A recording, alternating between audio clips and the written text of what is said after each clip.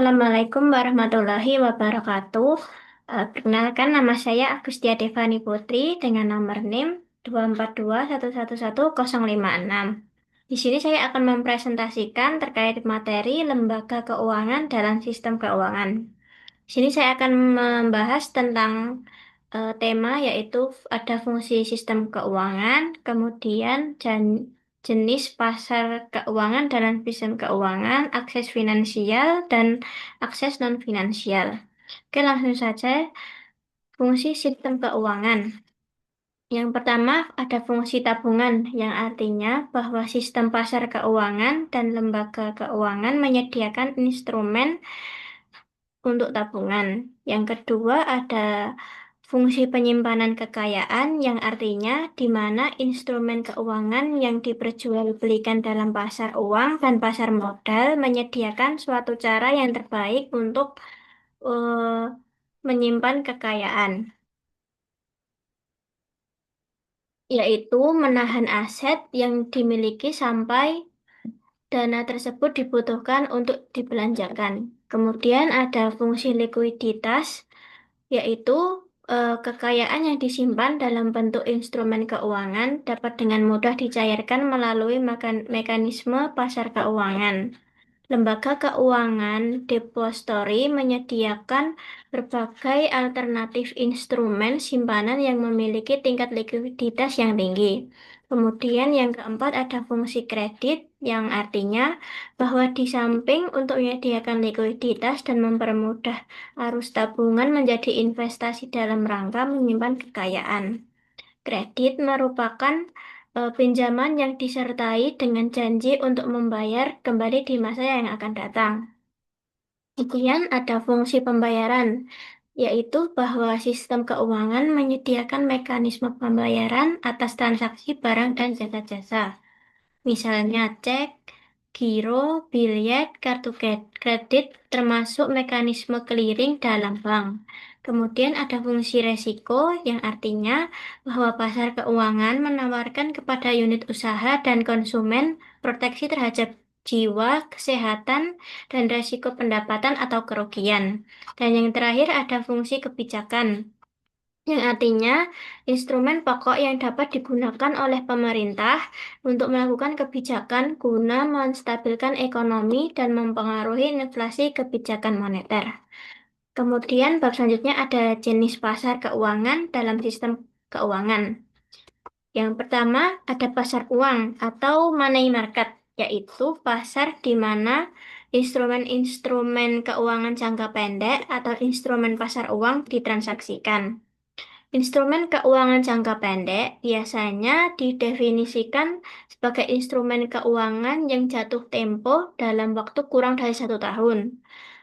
Institusi yang biasanya terlibat dalam pasar uang antara lain bank komersial dan perusahaan sekuritas. Kemudian yang kedua ada pasar modal atau capital market, adalah pasar di mana instrumen keuangan jangka panjang ditransaksikan termasuk saham dan obligasi. Hasil pendanaan dari obligasi dan saham dapat digunakan eh, secara leluasa oleh perusahaan dalam jangka panjang sebagai tambahan modal atau kapital perusahaan. Para pelaku yang mempunyai peran dalam pasar modal adalah perusahaan sekuritas di pasar saham. Yang ketiga ada pasar valuta asing, yaitu pasar yang melakukan kegiatan transaksi valuta asing atau mata uang asing baik berupa spot transaction, forward transaction, maupun swap transaction. Pasar mata uang atau currency market adalah pasar di mana mata uang dari di berbagai negara diperdagangkan secara OTC dalam sebuah jaringan global. Pasar mata uang merupakan pasar yang terbesar jika dibandingkan dengan pasar-pasar lainnya di dalam pasar keuangan dunia. Kemudian yang keempat ada pasar komoditas atau future market, yaitu pasar yang kegiatannya adalah memperjualbelikan barang-barang komoditas tertentu. Pasar komoditas adalah pasar di mana komoditas diperdagangkan secara terorganisir dan biasanya berjangka yang melibatkan institusi keuangan.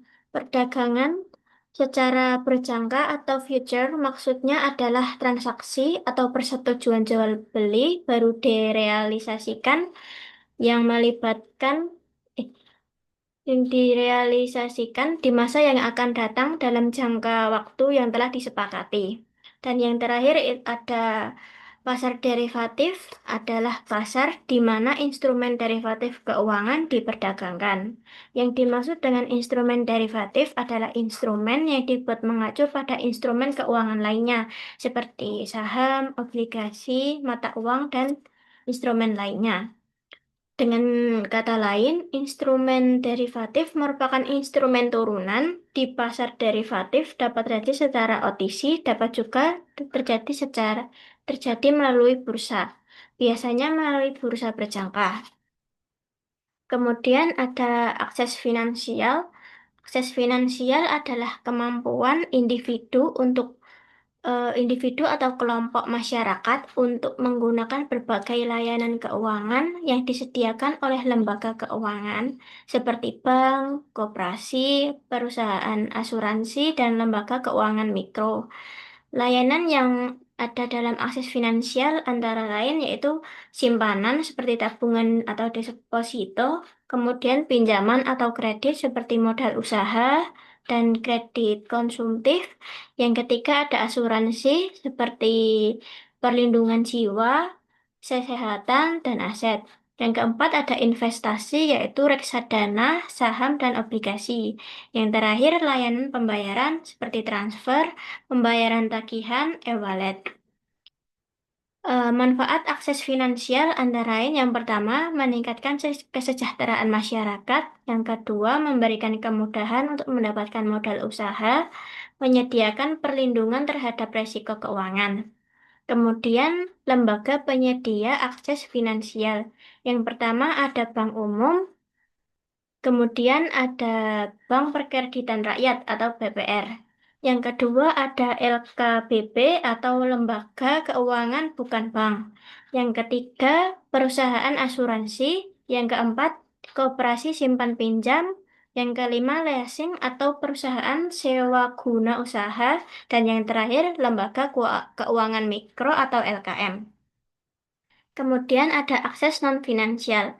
Akses non-finansial merujuk pada segala bentuk layanan pendukung yang diberikan oleh lembaga keuangan kepada nasabah atau masyarakat tanpa melibatkan transaksi uang secara langsung. Layanan ini bertujuan untuk meningkatkan pengetahuan, keterampilan, dan kapasitas nasabah agar lebih siap dan efektif dalam menggunakan produk dan jasa keuangan. Bentuk akses non-finansial yang diberikan lembaga keuangan antara lain yang pertama, memberikan pelatihan mengenai pengelolaan keuangan. Yang kedua, membimbing pelaku UMKM dalam mengelola usaha. Yang ketiga, menyediakan informasi tentang tren pasar atau peluang bisnis baru. Yang keempat, membantu masyarakat dalam mengurus izin usaha, pendaftaran merek, dan penyusunan dokumen legal usaha. Yang terakhir, mengajarkan penggunaan layanan perbankan digital seperti mobile banking, e-wallet, atau platform fintech untuk memperluas akses ke pasar keuangan. Kemudian ada manfaat akses non-finansial yaitu meningkatkan keterampilan usaha, kemudian meningkatkan kemampuan mengelola risiko, meningkatkan kapasitas untuk mengakses pembiayaan di masa depan. Kemudian ada peran akses non-finansial dalam sistem keuangan. Yang pertama, meningkatkan inklusi keuangan berkualitas. Yang kedua, mengurangi risiko kredit bermasalah. Yang ketiga, mendorong stabilitas keuangan. Yang keempat, mempercepat pertumbuhan ekonomi. Jadi, poin utama perbedaan akses finansial dan non-finansial yaitu akses finansial fokus pada pengukuran dan pengelolaan dana serta kinerja keuangan yang dapat diukur secara kuantitatif. Sedangkan akses non-finansial meliputi faktor-faktor kualitatif yang memengaruhi kinerja dan keberlanjutan institusi seperti inovasi, kualitas layanan, dan kepuasan pelanggan. Keduanya saling melengkapi dalam sistem keuangan untuk memastikan pengelolaan sumber daya yang efektif dan berkelanjutan.